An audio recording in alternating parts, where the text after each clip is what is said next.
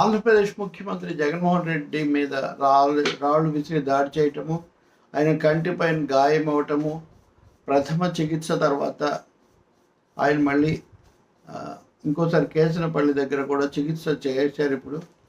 So ఈ విషయాలను ఇప్పటికే మీకు చెప్పాను. ఇది ఎంత దారుణమైంది, దీన్ని ఎందుకు ఖండించాలి, దీని మీద కూడా వివాదం చేయటం బొత్తిగా అవాంఛనీయం అనేటటువంటి వ్యాఖ్యలు కూడా నేను చేశాను.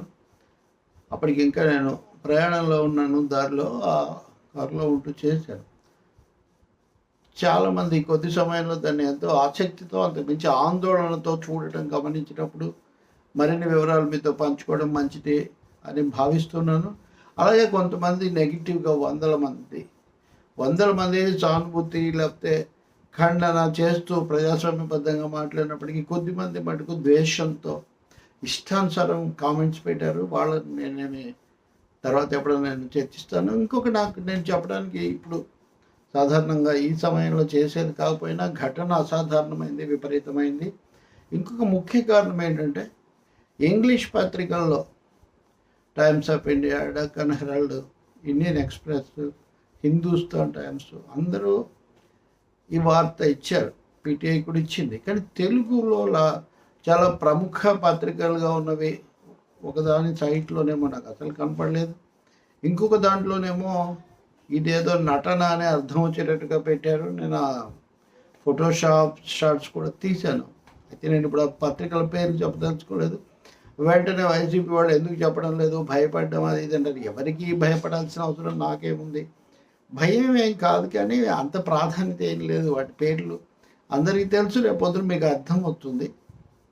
కాకపోతే ఇప్పుడు ప్రత్యేకించి ఘటనకు సంబంధించిన స్పష్టమైన కొన్ని వివరాలు, అలాగే ఎవరు ఎలా స్పందించారు, ఇది కూడా చాలా ముఖ్యమైన అంశం. కాబట్టి కొంచెం ప్రశాంతత కాపాడబడాలి, దోషులను శిక్షించాలని కోరుకుంటున్న వ్యక్తిగా ఈ ఘటనకు సంబంధించిన మరిన్ని వివరాలు నేను మీతో పంచుకుంటున్నాను. సీఎం జగన్పై దాడి. విజయవాడలో శనివారం మేమంతా సిద్ధం బస్సు యాత్ర నిర్వహిస్తున్న ముఖ్యమంత్రి వైఎస్ జగన్మోహన్ రెడ్డిపై గుర్తు తెలియని వ్యక్తి రాయి విసిరారు. విజయవాడ సింగ్నగర్ డాబాకోట్ల సెంటర్లో ఈ ఘటన జరిగింది. అక్కడ ప్రజలకు జగన్ అభివాదం చేస్తున్న సమయంలో ఈ వ్యక్తి పూలతో పాటు విసిరిన రాయి అత్యంత వేగంగా వచ్చి ఆయన కనుబొమ్మల పై భాగంలో తాకింది. దీంతో సీఎం జగన్ గాయమైంది. ఈ నేపథ్యంలో ఆయన కొద్దిసేపు యాత్ర నిలుపు చేశారు. అప్రమత్తమైన భద్రతా సిబ్బంది సీఎంను టాప్ పై నుంచి బస్సులోకి తీసుకెళ్లారు. వైద్యులు ప్రాథమిక చికిత్స చేసిన అనంతరం జగన్ బస్సులోనే కూర్చొని ఈ యాత్రను కేసరపల్లి వరకు కొనసాగించారు. అయితే వైద్యుల సలహా మేరకు మెరుగైన చికిత్స కోసం అక్కడి నుంచి విజయవాడ ప్రభుత్వ ఆసుపత్రి జీజీహెచ్కు వెళ్ళి ఆయన చికిత్స అందుకున్నారు. ముఖ్యమంత్రి భార్య వైఎస్ భారతి ఆసుపత్రికి వెళ్ళి పరామర్శించారు. కాగా దాడి సమయంలో ముఖ్యమంత్రి పక్కనే ఉన్న వైసీపీ సెంట్రల్ నియోజకవర్గ శాసనసభ్యులు అభ్యర్థి వెల్లంపల్లి శ్రీనివాసకు కూడా రాయి తగిలి గాయమైంది. రోడ్ షోకు వచ్చిన ఆదరణ చూసి ఓర్వలకే టీడీపీ వారు దాడికి పాల్పడ్డారని వెల్లంపల్లి ఆరోపించారు. ఈ ఘటనపై ప్రధానమంత్రి నరేంద్ర మోదీ సామాజిక మాధ్యమాల్లో స్పందించారు. ఆంధ్రప్రదేశ్ ముఖ్యమంత్రి త్వరగా కోరుకోవాలని ఆయన పేర్కొన్నారు. జగన్పై దాడిని తమిళనాడు ముఖ్యమంత్రి ఎంకే స్టాలిన్, టీడీపీ అధినేత చంద్రబాబు నాయుడు తదితరులు ఖండించారు. జగన్పై జరిగిన దాడిని ఖండిస్తున్నట్లు స్టాలిన్ తెలిపారు. రాజకీయాల్లో హింసాత్మకంగా మారకూడదని ఆయన పేర్కొన్నారు. ప్రజాస్వామ్యంలో సభ్యత, గౌరవాన్ని కాపాడుకోవాలని తెలిపారు. ముఖ్యమంత్రిపై జరిగిన దాడి ఘటనపై నిష్పక్షపాతంగా విచారణ జరిపించాలని చంద్రబాబు నాయుడు డిమాండ్ చేశారు. సంబంధిత అధికారులపై చర్యలు తీసుకోవాలని కేంద్ర ఎన్నికల సంఘాన్ని ఆయన కోరారు. ముఖ్యమంత్రి వైఎస్ జగన్మోహన్ రెడ్డిపై రాయి విసిరిన ఘటనపై సమగ్ర విచారణ జరిపించాలని సిపిఎం రాష్ట్ర కమిటీ డిమాండ్ చేసింది. ఈ ఘటనను ఖండిస్తున్నట్లు ఆ పార్టీ రాష్ట్ర కార్యదర్శి వి శ్రీనివాసరావు ఒక ప్రకటనలో తెలిపారు. సమగ్ర విచారణ జరిపి దోషులపై కఠిన చర్యలు తీసుకోవాలని కోరారు. జగన్పై జరిగిన దాడి బాధాకరం, దురదృష్టకరమని కాంగ్రెస్ రాష్ట్ర అధ్యక్షురాలు వైఎస్ షర్మిల తెలిపారు. ఇది ప్రమాదవశాత్తు జరిగిందని భావిస్తున్నట్లు ఆమె తెలిపారు. మిగతా వాళ్ళు మేము భావిస్తున్నట్టు. అలా కాకుండా ఎవరైనా కావాలని చేసి ఉంటే ప్రతి ఒక్కరూ ఖచ్చితంగా ఖండించాలని చెప్పారు. జగన్ కోలుకోవాలని ఆకాంక్షించారు. సో ఇంకా తర్వాత విజయవాడలో జగన్ దానికి ఘన స్వాగతం పలికారు ప్రజలు. అంతకు ముందు ఆ యాత్ర జరిగింది. ఇవన్నీ కూడా ఈ వచ్చిన ఖండనలు వీటన్నిటిలో ఒక విశేషం కూడా ఉంది. ఈ రాత్రికి అంటే నేను ఇందాక ఒక పావు గంట కిందట చూసినప్పటికీ కూడా ఇందాక చెప్పినట్టుగా 2 ప్రముఖ పత్రికల్లో ఈ వార్త ఎంత మాత్రం ఒక పత్రికలో అయితే అసలు వార్తే లేదు. ఆ వార్త అసలు ఇవ్వలేదు. నేను ఎందుకైనా మంచిదని 1-2 సార్లు చెక్ చేసి ఇవ్వకుండా ఎలా ఉంటాను, కానీ ఇవ్వలేదు. మరి తర్వాత వాళ్ళు మరింత పరిశీలించుకొని ఇస్తారేమో, నాకు తెలీదు. ఇంకో పత్రికలో మటుకు ఇచ్చారు, టీడీపీ వాళ్ళ ఖండన రూపంలో ఇచ్చారు.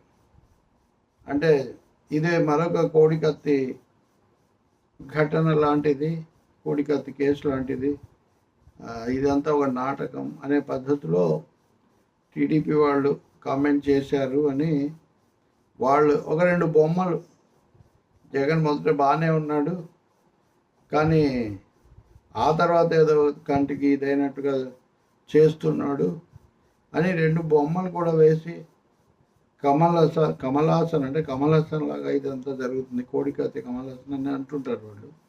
ఆ పద్ధతిలో దానికి పెట్టారు.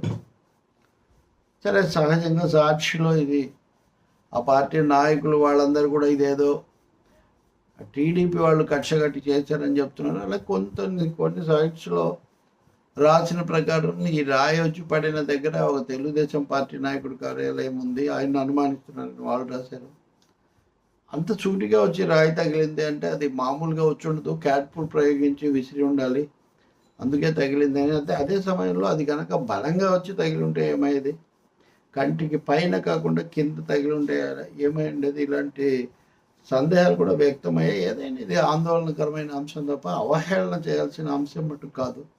జగన్ కావచ్చు, చంద్రబాబు కావచ్చు, లేకపోతే మొన్న పవన్ కళ్యాణ్ తన మీద బ్లేడ్లతో దాడి జరుగుతుంది అని చెప్పినప్పుడు అప్పుడు కూడా తగిన భద్రత కల్పించమనే కదా మనం మాట్లాడుకున్నాం. కాబట్టి ఈ సమస్యను తీవ్రంగా తీసుకోవాలి తప్ప నాకు కొంతమంది కామెంట్స్ పెట్టినట్టు ట్రోలర్స్, వెకిలి కామెంట్స్, ఇంకేవేవో పెట్టడం చాలా అర్ధరహితమైన విషయం.